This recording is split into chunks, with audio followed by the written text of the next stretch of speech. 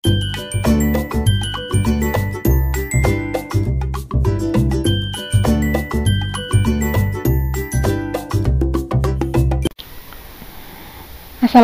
warahmatullahi wabarakatuh. Halo semuanya, kembali lagi di channel Kelas Bu Gina. Pada video kali ini kita akan mempelajari tentang analisis korelasi sederhana. Jadi korelasi sederhana itu apa sih? Nah, analisis korelasi ini merupakan suatu teknik statistik yang digunakan untuk mengukur keeratan hubungan atau korelasi antara dua variabel, di variabel X sama variabel Y.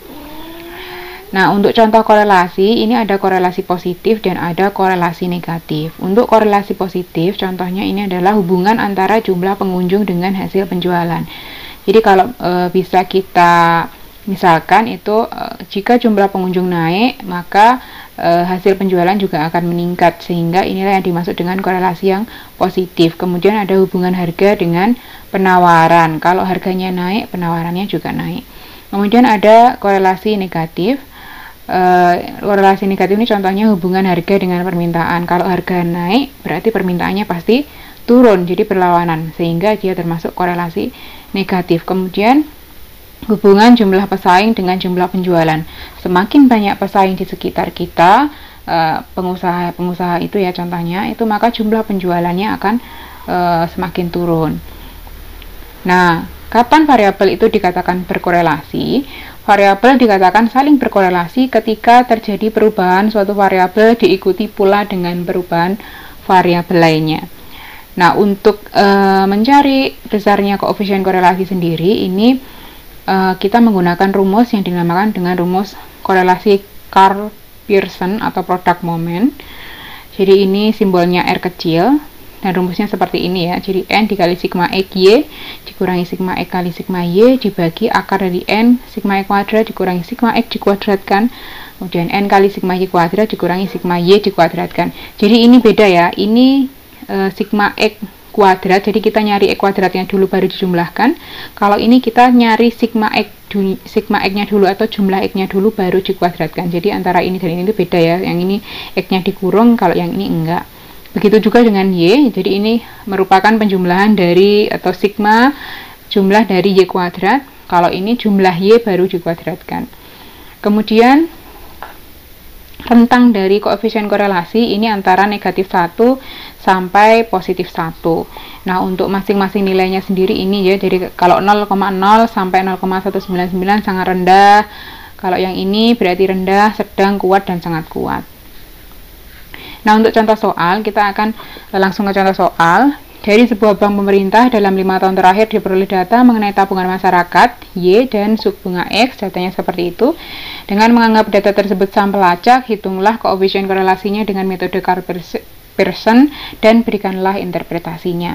Nah, kita akan melakukan perhitungan untuk mencari X kuadrat, Y kuadrat, dan XY-nya. Nah, ini untuk X kuadrat berarti ini 10 kuadrat, ini 100, kemudian ini 144, kemudian 14 kuadrat itu 196, 225, kemudian 16 kuadrat itu 256. Kemudian untuk Y kuadratnya berarti 1, ini 4 kuadrat 16, 7 kuadrat 49, 9 kuadrat 81. Kemudian XY berarti 10 kali 1 10, 12 kali 2 itu 24, 14 kali 4 itu 56, 15 kali 7 105, kemudian 16 kali 9 144. Kemudian kita cari totalnya masing-masing. Ini berarti 67, kemudian ini 23, kemudian yang ini 921, kemudian Y kuadratnya 151, kemudian ini 339. Nah, setelah itu baru kita mencari besarnya koefisien korelasi. Ini rumusnya ya, product moment atau Karl-Pearson. Jadi kita masukkan yang sudah kita cari tadi. N-nya tadi ada berapa? N-nya ada 5. Kemudian sigma XY tadi 339. Kemudian sigma X nya 67, sigma Y nya 23 dibagi akar 5 dikali sigma E kuadratnya 921, ini kali ya, dikurangi sigma E kuadrat, sigma X dikuadratkan, berarti 67 kuadrat ya, 4,4,8,9. Jadi kalau sigma X dikuadratkan berarti ini 67 kuadrat ya. Nah, dengan 4,4,8,9. Kemudian ini dikali akar N nya 5, sigma Y kuadratnya sigma Y kuadrat tadi 151 ya. Kemudian dikurangi sigma Y dikuadratkan, berarti kalau sigma Y ini berarti 23 kuadrat. 23 kuadrat itu 529. Ini 529. Kemudian kita selesaikan ini ya. Berarti ini 1695 dikurangi 1541 dibagi, ini silakan dihitung sendiri nanti. Ini ketemu akar 116 dikali akar 226, sehingga ini ketemu 154 dibagi 10,77 dikali 15,03, hasilnya adalah 0,95. Nah, 0,95 ini tadi masuk korelasi yang sangat kuat. Coba dilihat rentangnya tadi ya.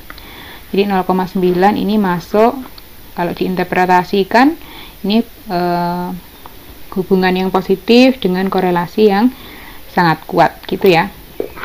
Nah, itu tadi untuk pembahasan mengenai koefisien korelasi. Jika ada pertanyaan silakan disampaikan pada kolom komentar. Terima kasih, semoga bermanfaat. Wassalamualaikum warahmatullahi wabarakatuh.